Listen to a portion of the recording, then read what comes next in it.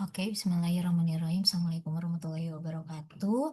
Hari ini kita akan membahas tentang dermatitis atopik ya.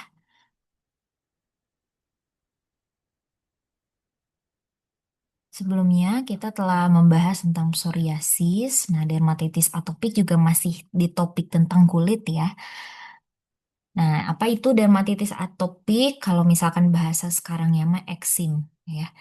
Eksim atau apa namanya kulit kering juga bisa ya. Biasanya yang paling sering disebutnya tuh eksim ya. Atau ruam popok juga bisa ya kadang-kadang ya di bayi.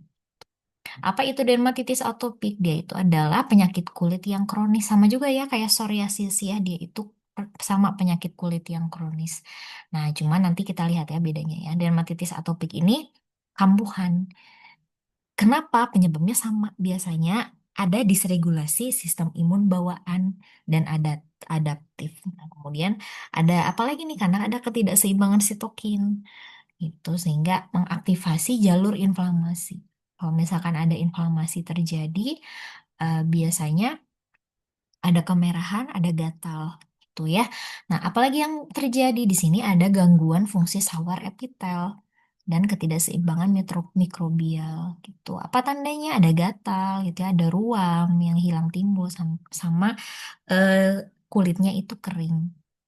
Begitu. Di negara-negara industri ya seperti di kita dermatitis atopik ini meningkat 2 sampai 3 kali lipat. Gitu. Nah, di sini kalau kemarin psoriasis itu pemicu utamanya sistem imunnya itu adalah sel T. Kalau dermatitis atopik itu biasanya diperantarai oleh imunoglobulin E atau IgE gitu ya, sama seperti rinitis alergi maupun asma. Tapi terjadinya di permukaan kulit gitu. Nah, apa nih yang terjadi kalau kita lihat di gambar nih normal skin ya di sini. Jadi ada yang namanya keratinosit ya. Keratinositnya ini eh pack pack tightly gitu ya. Jadi dia emang padat aja gitu ya. Tapi kalau pada pasien dengan dermatitis atopik itu di sini dia skin cell-nya itu tidak padat gitu di sini sehingga ada muncul karena ada inflamasi ya bisa ada muncul penetrasi alergen ke sini gitu ya. Apalagi yang terjadi nih biasanya ada kehilangan air dan lemak gitu ya dari kulit kalau misalkan terjadi inflamasi. Itu yang terjadi pada dermatitis atopik. Nah, kita bisa lihat juga nih di sini. Kalau misalkan healthy healthy skin gitu pada orang yang normal gitu ya, kayak corneocyte layernya itu ya kayak apa ya padat gitu ya, padat tidak ada ruang. Sedangkan untuk pada atopik dermatitis itu ada ruang sehingga alergen ataupun molekul-molekul kecil yang eh, bukan dari tubuh kita gitu ya, dia bisa penetrasi. Kalau ada penetrasi, maka dia kan asing nih, sehingga akan mengaktifasi sel T2 juga gitu ya. Kemudian sel T2 nanti akan mengeluarkan interleukin. Nah, itu nanti ada muncul inflamasi dan gatal. Nah, kita ini harus harus ini ya harus sudah paham ya bagaimana anatomi dan fisiologi dari kulit ya, dimulai dari epidermis, dermis, dan subkutan. Nah, keratinosit ini ada di mana? Keratinosit ini ada di epidermis. Begitu ya. Nah, apa nih di epidermis itu apa yang terjadi gitu ya?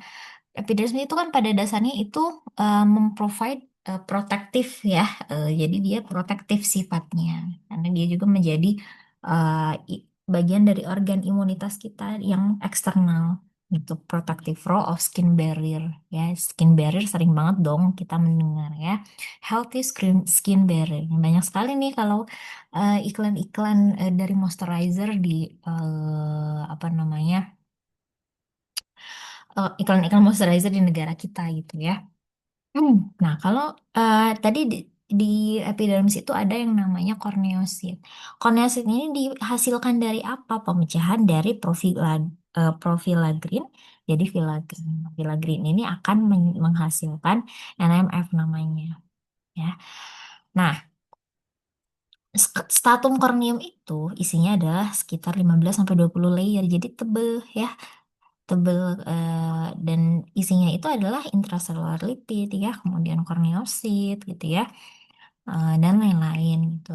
Nah, disinilah yang mereka fungsinya itu untuk mempertahankan integrasi dari epidermis. Jadi biar ya si epidermisnya tetap, kulit kita tetap ada proteksinya gitu ya istilahnya.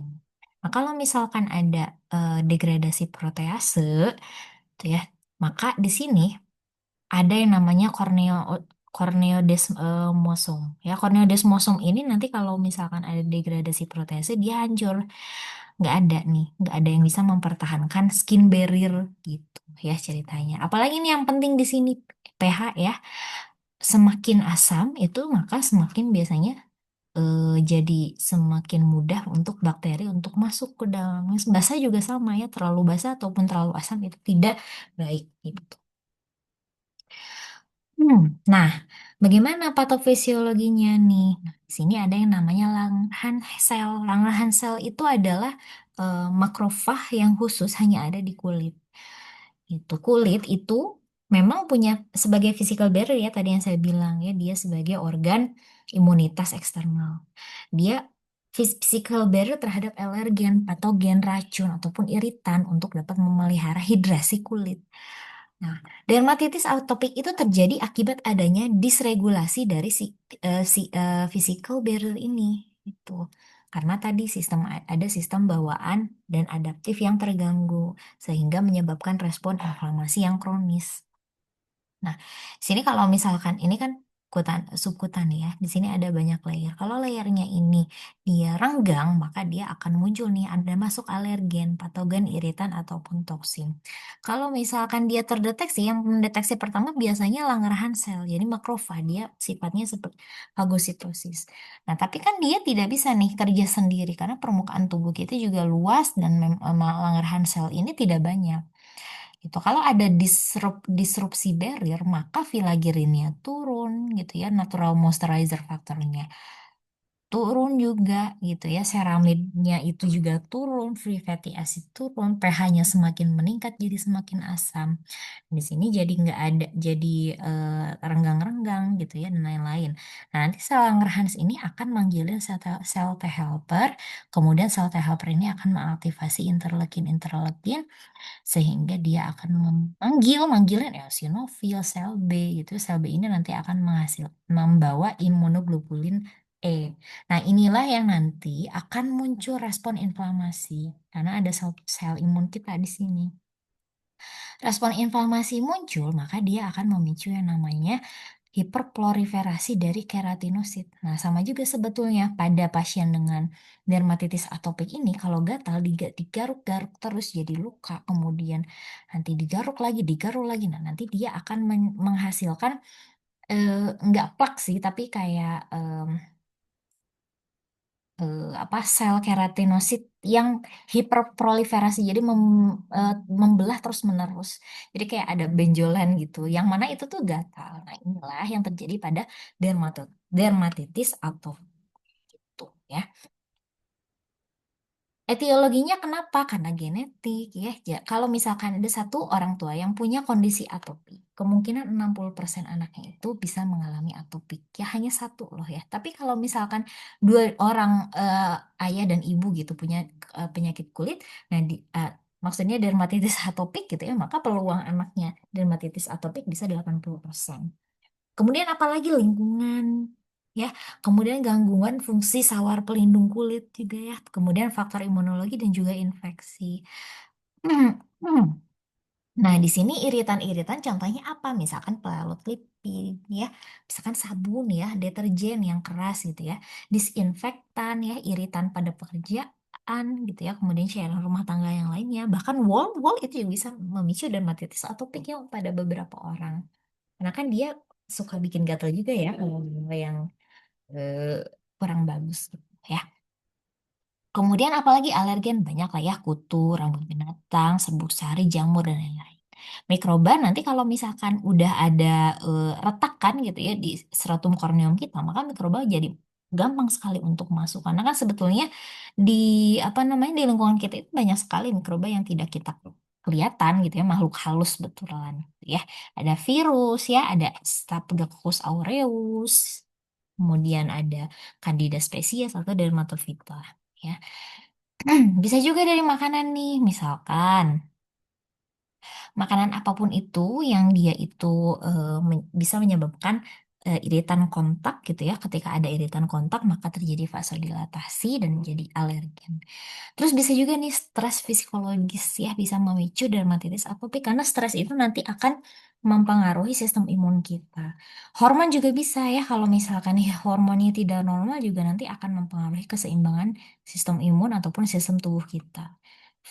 Vaksinasi bisa juga menyebabkan dermatitis atopik. Prevalensinya nanti kalian silahkan baca saja, banyak ya sebetulnya. Dan kadang-kadang itu tidak terdeteksi gitu ya, bahkan rasanya kayak, ah apa ini mah cuman kering aja gitu ya, padahal sebetulnya bisa dermatitis atopik.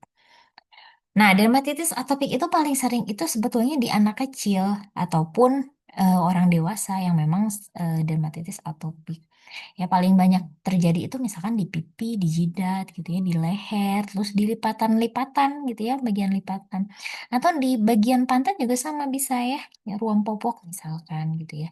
Jadi eksim. Jadi dia kulitnya melepuh, kemerahan, ruam, gatal, kering, mengelupas, sampai lecet, bintik-bintik kecil berair gitu ya dan kulitnya kering sekali gitu. Kalau misalkan pada orang dewasa banyaknya sama juga ya di lipatan-lipatan di tangan, kaki, ya lutut juga ya. Bisa juga di telapak kaki ya, di pelantar, bisa juga di mata ya, di daerah wajah juga bisa gitu. Nah, ada tiga fase klinis berdasarkan morfologi lesi sesuai dengan usia, yaitu fase bayi, anak, dan dewasa. Kalau dermatitis atofik fase infantil itu terjadi pada 0 sampai 2 tahun. Lesinya biasanya muncul tiba-tiba gitu ya pada area pipi, dahi, kulit ataupun kepala dan bisa juga meluas ke daerah lipatan-lipatan gitu. Kulit kering rasa gatal ya, bayi menjadi gelisah dan sering menangis karena yang ngerasa gatal tidak nyaman gitu. Ada juga yang fase atopiknya munculnya pada usia 2 sampai 12 tahun. Biasanya manifestasi lesi kulit di area wajahnya berkurang ya, tapi jadi bisa muncul di berbagai daerah tubuh lainnya gitu dan lebih parah biasanya. Atau dermatitik atopik dewasa ya. Kalau dewasa di usia pubertas gitu ya atau sampai dewasa gitu ya. Nah, diagnosisnya berdasarkan UK Working Parties Diagnostic Criteria for Atopic Dermatitis harus ada kulit yang gatal atau ya kalau anak-anak laporan dari orang tua kalau anaknya terlihat menggaruk atau menggosok kulit dan ditambah tiga kriteria di bawah ini misalkan riwayat keterlibatan kulit area lipatan, kemudian riwayat asma, riwayat kulit kering selama 1 tahun terakhir, atau dermatitis pada lipatan yang terlihat atau awitan sebelum atau muncul awitan itu muncul gejala ya sebelum usia 2 tahun gitu. Derajat keparahannya ada scoring juga ya sama bisa scorer, ada bisa YESI, YESI ya atau bisa juga pakai item severity ya.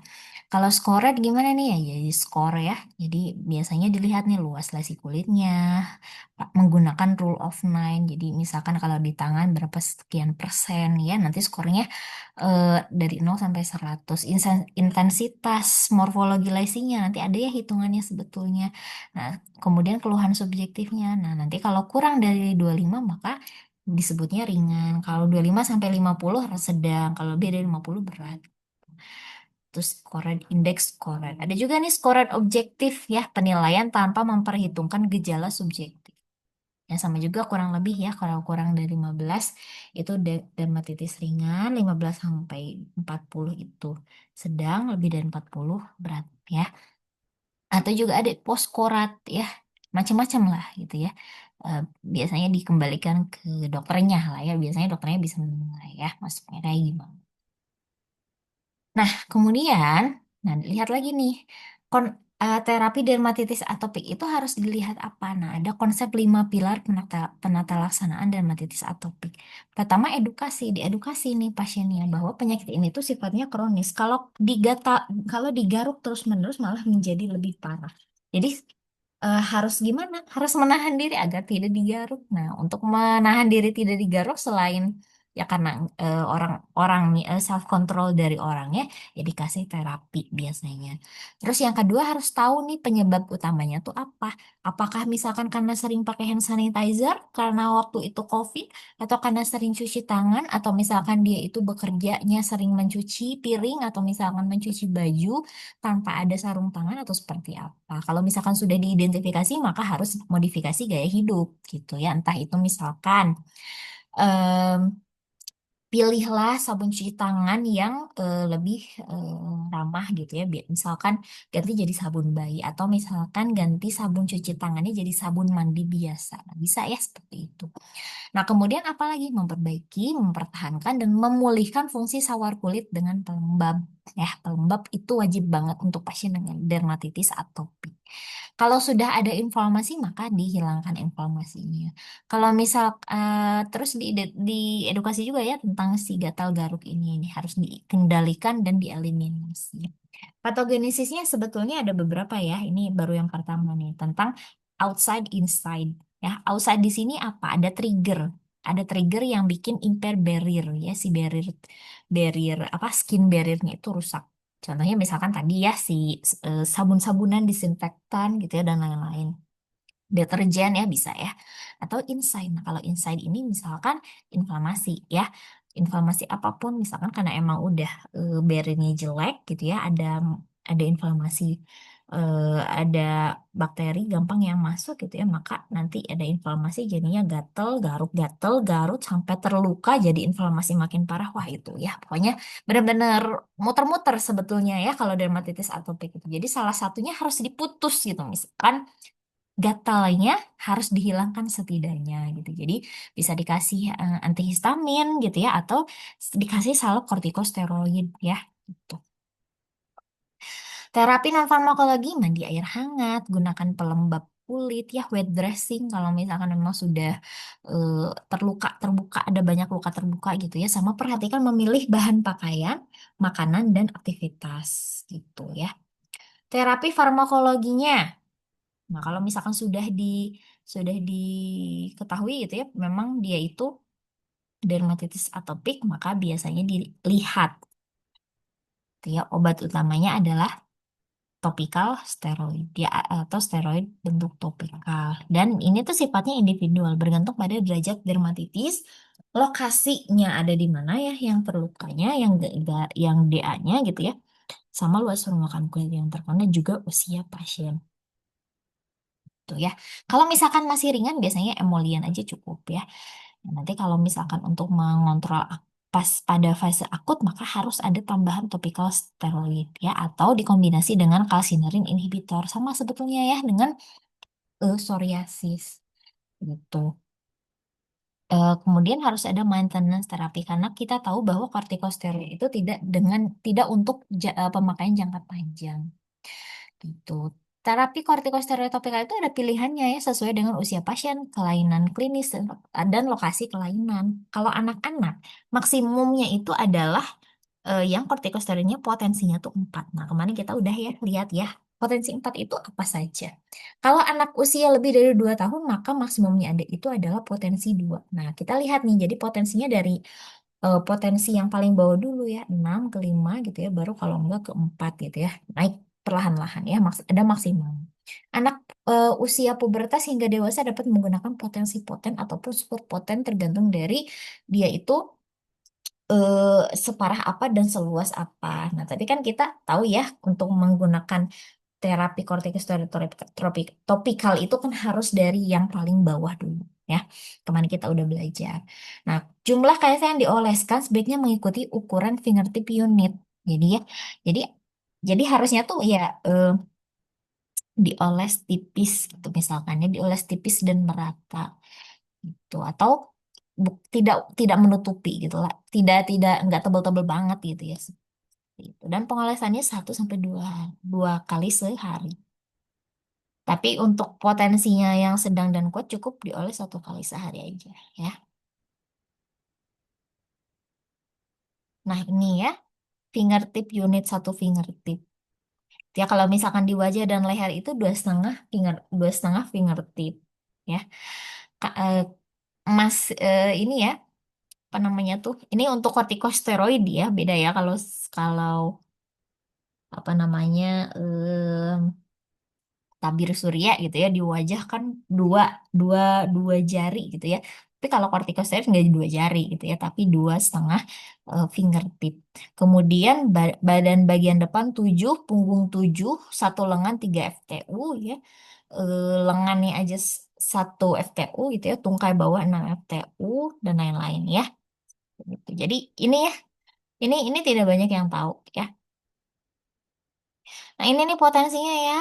Kayaknya udah ya sebelumnya ya. Nah, mungkin ini ada detail-detailnya ya. Misalkan mau metason Furwat, derajat berat gitu ya, potensi tinggi. Potensi sedang apa? Misalkan mau metason Furwat 0,1% krim gitu ya dan lain-lain ya. Silakan kalian baca satu-satu ya. Nah, ada juga nih terapi antiinflamasi lain, misalkan salep tacrolimus ya, tacrolimus ya, ingat-ingat ya, krim ataupun salep dengan berbagai konsentrasi. Walaupun struktur kedua senyawa tersebut mirip ya, ada yang namanya tacrolimus, ada yang pimecrolimus. Pimecrolimus topikal lebih lipofilik, jadi lebih suka lemak daripada tacrolimus. Jadi sehingga dia lebih sedikit penetrasi di kutan. Caranya gimana nih kerjanya? Dia menghambat aktivasi sel proinflamasi seperti limfosit T dan sel emas di permukaan kulit serta mencegah perkembangan peradangan yang dipicu oleh sitokin. Nah, tapi tacrolimus ini adalah terapi lini kedua dermatitis atopik pada jangka pendek ya dan hanya digunakan untuk penanganan akut aja gitu ya. Jadi Pak kalau misalkan udah lagi ke dokter terus parah banget nah baru tuh dikasih tacrolimus dan itu tuh sebentar aja nggak jangka panjang ya. Ada anak ada ini ya, ada rekomendasinya ya misalkan 0,1% usia 15 tahun ke atas, 0,03% untuk usia 2 sampai 15 tahun, 1% untuk anak usia 2 tahun ke atas gitu ya. Potensi antiinflamasi saraf tacrolimus mirip dengan kortikosteroid kelas 3. Nah, ini yang harus ini ya, harus digaris bawahi yang 0,1% ya. Kalau misalkan dan tacrolimus 0,1% itu lebih efektif dibandingkan pimecrolimus 1%. Karena apa tadi?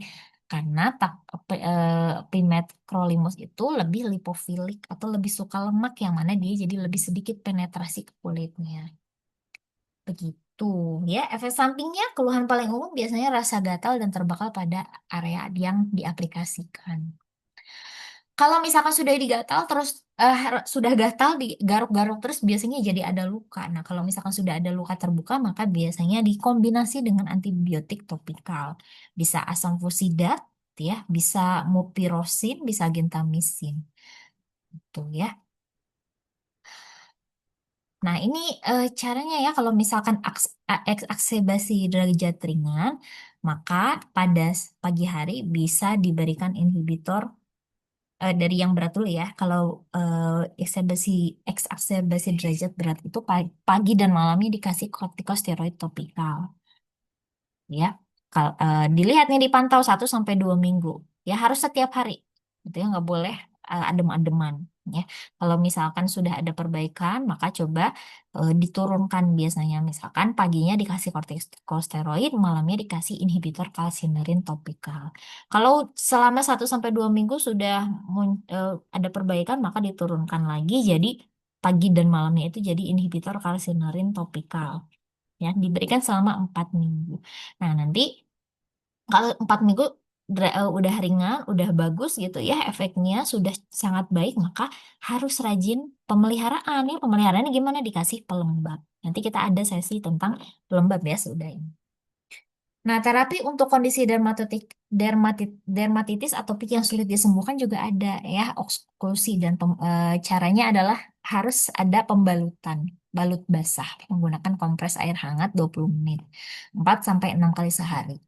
Sehingga lukanya jadi cepat kering ya.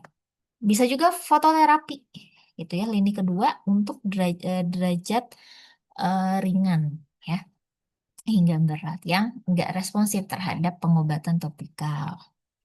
Tuh, kemudian bisa juga diberikan imunosupresan yang sistemik ya. Kalau misalkan sudah amat tidak bisa pakai tidak bisa pakai ini ya, tidak bisa pakai apa namanya, eh apa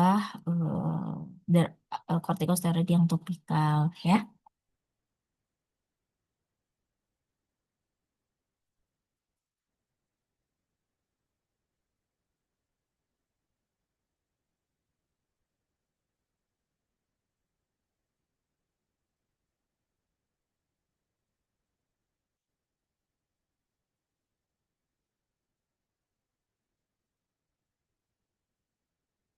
Nah, ada juga nih new terapi ya. Jadi disebut dengan ini targeted terapi ya.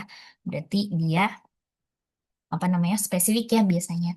Yaitu namanya salep crisaborol sama dupilumab ya.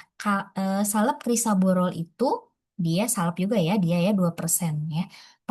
Caranya gimana? Dia mekanismenya menghambat fosfodiesterase 4 sehingga proses inflamasi bisa di stop gitu ya. Diaplikasikannya 2 kali sehari pada lesi pada usia anak lebih dari 3 bulan untuk ringan dan sedang gitu ya. Cepat pulih gitu ya dalam 24 jam setelah aplikasi pertama. Kemudian bisa juga diberikan untuk menormalisasi kelainan epidermal gitu ya. Nah, tapi belum belum ini ya. Inhibitor fosfodiesterase 4 ini belum disetujui penggunaannya di Indonesia. Ya, masih ongoing ya. Nah, kemudian ada juga dupilumab ya disuntikan secara subkutan kalau ini ya disuntik. Dia antibodi monoklonal. Ingat ya kalau ada yang map ini dia antibodi monoklonal. Dia menargetkan reseptor interleukin 4 karena tadi proses inflamasi itu ada efeknya dari interleukin ya. Interleukin 4 ini eh, muncul pada pasien dengan dermatitis atopik yang sedang sampai berat ya. Bisa dipakai dari usia 6 bulan ke atas. Dan sama juga nih, obat dupilumab ini belum tersedia di Indonesia. Evaluasinya kayak gimana ya? Mengendalikan kondisi dengan mencegah timbulnya ruam sehingga kualitas hidupnya membaik ya. Kemudian ya harus diedukasi ya bahwa ini tuh bisa muncul lagi, bisa kambuh ya kalau misalkan eh, ya gimana ya kita kan mandi pakai sabun, cuci piringnya juga pasti rutin gitu ya.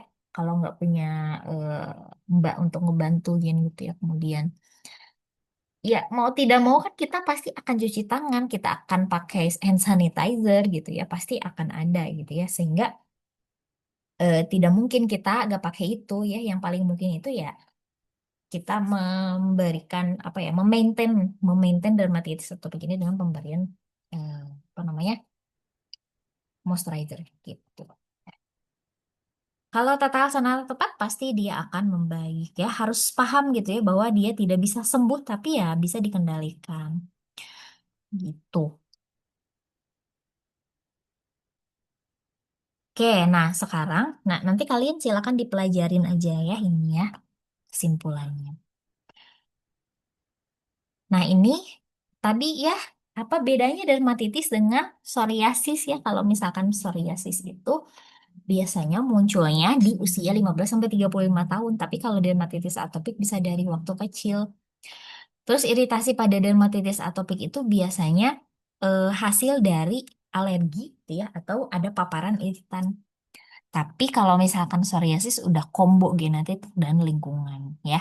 Terus biasanya rasanya kalau psoriasis itu dia sting ya, rasa burning ya. Tapi kalau misalkan dermatitis atopik itu gatel aja gitu, gatel yang terus-terusan ada. Kalau digaruk terus-terusan bisa jadi berdarah gitu ya.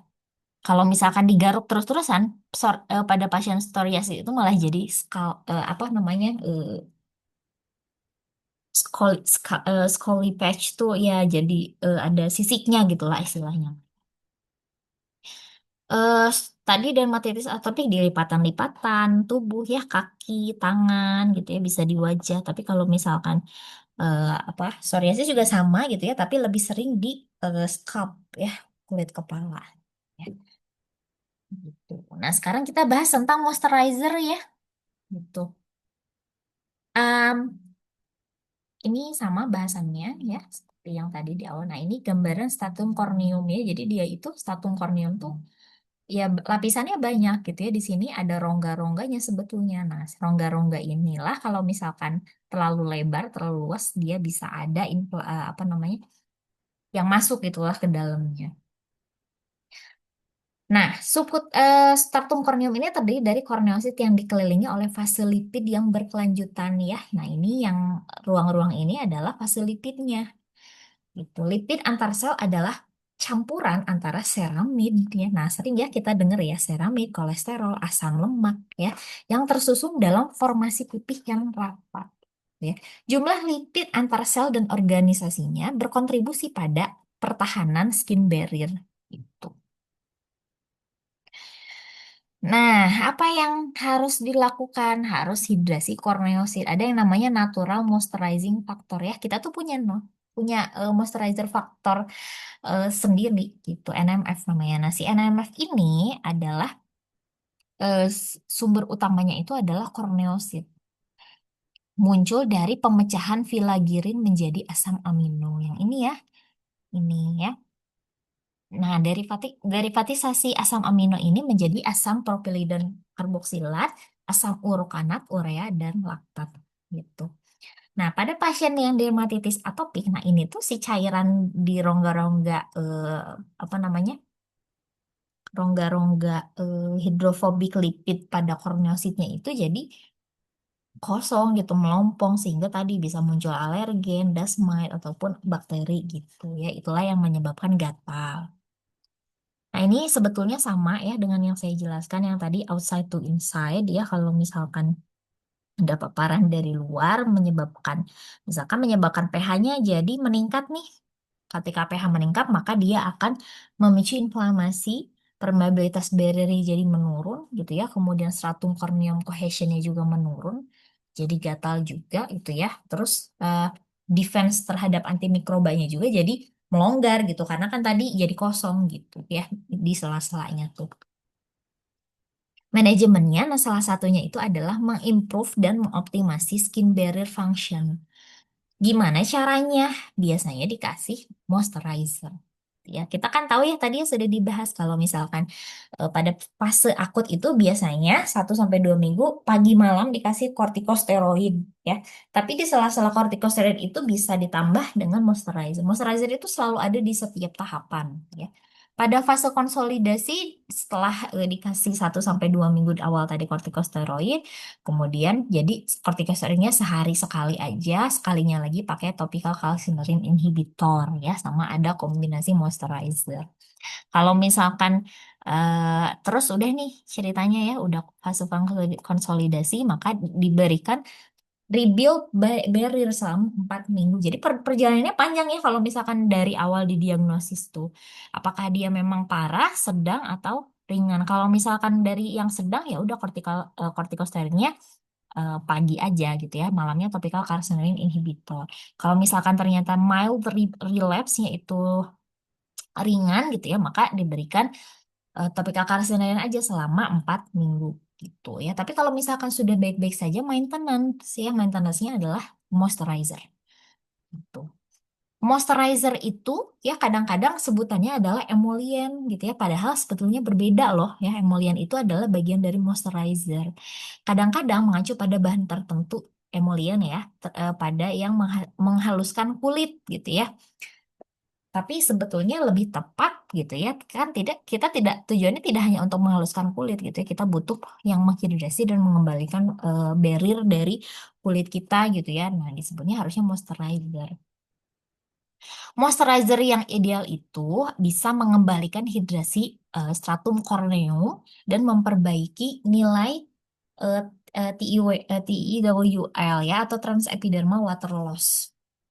Jadi ya jangan kehilangan air lah istilahnya. Kemudian menghilangkan atau mengembalikan kehilangan lipid yang rusak. Terus membantu menciptakan kulit yang halus lembut. Nah, kulit yang halus yang lembut ini hanya difungsikan kepada emollient ya. Terus harusnya hipoalergenik dan non parfum. Ya, kalau yang sekarang kan moisturizer tuh banyak banget yang beraroma ya, padahal aroma itu sebetulnya tambahan esen-esen aroma itu malah jadi iritan sebetulnya biasanya. Makanya kalau moisturizer yang bagus itu harusnya tidak ada parfumnya. ya. Kemudian tahan lama dan mudah menyerap, kemudian terjangkau gitu ya. Nah, moisturizer ini akan bisa jadi terapeutik kalau dia isinya dikombinasi dengan humektan, oklusif, dan emolien. Emolien tadi sifatnya melubrikasi dan melembutkan kulit. Kalau yang oklusif itu membentuk lapisan hidrofobik pada stratum corneum dan mencegah terjadinya evaporasi air. Terus ditambah juga humektan, meningkatkan jumlah air yang dipertahankan stratum corneum dengan dihidrofiliknya. Nah, jadi kalau moisturizernya ada humektan, ada oklusif, ada emollient, maka itu udah bagus banget. Bisa jadi terapeutik gitu. Apa saja nih contohnya nih ya, humektan itu ada gliserin, alpha hidroksi acid, hyaluronate acid, ya.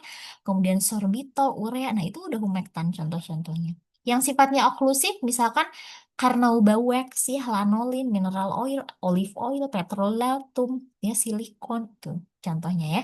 Ada juga nih dia ceramide, jadi ada yang biological similarity ya. eh Oklusif itu yang sorry sorry oklusif itu sama untuk seramid. Seramid itu dia sifatnya oklusif ya.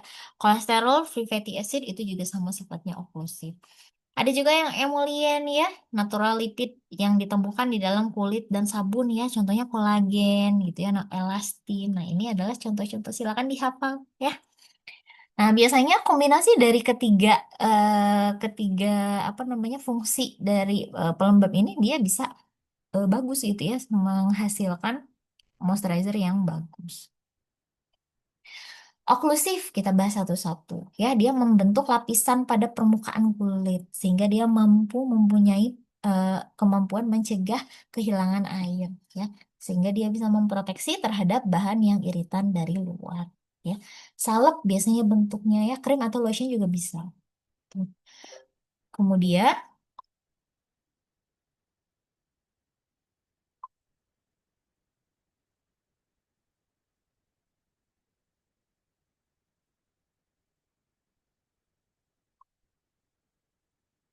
kemudian yang emollient apa contohnya?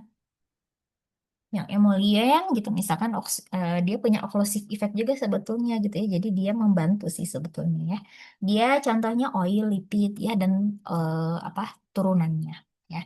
Mekanismenya dia fill the gap between the squamated corneocyte. Jadi kalau misalkan gap-gapnya itu tadi ya renggang gitu ya, nah dia yang mengisi keranggang tersebut, ya. Nah, tapi ini lihat ya, only works temporarily. Jadi memang harus di reapply gitu ya katanya tuh. Humektan selanjutnya, humektan menghidrasi stratum corneum sama juga sih ya intinya gitu ya. Bisa berbentuk krim, lotion ataupun hidrogel ya. Dia sifatnya bisa, contohnya adalah asam hyaluronik. Nah, dia itu humektan ya, gliserin gitu ya. Kemudian ada komponen NMF kayak urea, asam laktat gitu ya. Nah, nanti biasanya mereka itu dikombinasi sehingga dia membentuk moisturizer yang terapeutik ya. eh Nah, ada juga nih, tadi ya ceramide, free fatty acid, dan kolesterol, dia similar to stratum corneum lipid. Jadi sekarang jadi banyak banget ya yang pakai ceramide, ceramide gitu ya, moisturizer gitu tuh ya. Bagus sih sebetulnya ya. As long as dia itu tidak ada aromanya gitu ya, tidak ada parfumnya. Cuman kan orang-orang sekarang untuk menjual itu harus ada wanginya gitu ya. Jadi ya itulah pilihan ya. Kalau saya biasanya memilihnya ya yang nggak ada parfum nggak apa-apa. Yang penting kita itu bisa terhidrasi. Kemudian di sini ada juga moisturizer yang tambahan ya, tambahan tambahan yang dia punya antiinflamasi dan anti pruritik atau anti gatal ya. Contohnya aloe vera, bisa bolol, shea butter ya, niacinamide ya sama ya. Kemudian dah banyak lah ya moisturizernya. Nah, sama kayak kemarin ya, ada peruntukannya, ada yang sifatnya lotion, ya bentukannya krim, ointment ataupun gel. Kalau misalkan lotion itu eh kelebihannya dia lebih gampang untuk di spread ya, lebih gampang dioles ya. Bisa untuk mild to moderate dryness ya. Krim juga sama, mild to moderate dryness. Kalau ointment, nah ini untuk yang hairy area yang ada rambutnya banyak gitu ya. eh Very occlusive. Ya, biasanya kalau pakai ointment tuh kayak ada yang nempel gitu ya. Jadi memang rada enggak nyaman gitu ya, tapi paling bagus untuk apa namanya? Untuk dermatitis atopik yang sangat-sangat parah ya. Kalau gel biasanya low moisturizing properties ya, karena dia gel itu biasanya base-nya air, jadi gampang banget hilang. Tuh. Untuk yang sangat-sangat dry gitu ya, maka disarankan menggunakan sediaan ointment. Gitu ya. Tapi kalau misalkan mild to moderate, silakan pakai krim ataupun lotion. Recommendation ini sebetulnya tadi sama sih ya, tentang dermatitis atopik juga ya. Untuk mild to moderate gitu ya, occlusive emollient cream direkomendasikan. Dia tergantung dari apa namanya, ketebalan barrier ya, lipid content dan lain-lain. Untuk yang parah ya bisa direkomendasikan occlusive emollient ointment. Untuk yang sangat-sangat sangat amat parah, maka occlusive ointment dengan tanpa konten air gitu ya, karena ya harus lipid aja, lipid base aja. Kalau misalkan ada airnya itu kan memang bisa menimbulkan kenyamanan ke pasiennya gitu ya, tapi di sini kita benar-benar harus em, lipid gitu ya. Tuh, ya pilih aja gitu ya, mau nyaman tapi eh, biasa-biasa aja efeknya, atau tidak nyaman tapi bagus efeknya gitu. Kalau misalkan ada gatal ya dikasih agen protektif bisa ya. Oke, nanti kalian silakan baca aja, ini sama aja sih sebenarnya ya intinya dengan yang tadi saya jelaskan. Nah, ternyata ya kalau misalkan di kombinasi nih ya antara hidrokortison dengan kortikosteroid gitu ya dengan moisturizer, itu ternyata hasilnya bagus gitu ya. Tapi ya itu tadi tidak untuk jangka panjang karena salah satu efek sampingnya itu adalah bisa menipiskan kulit gitu.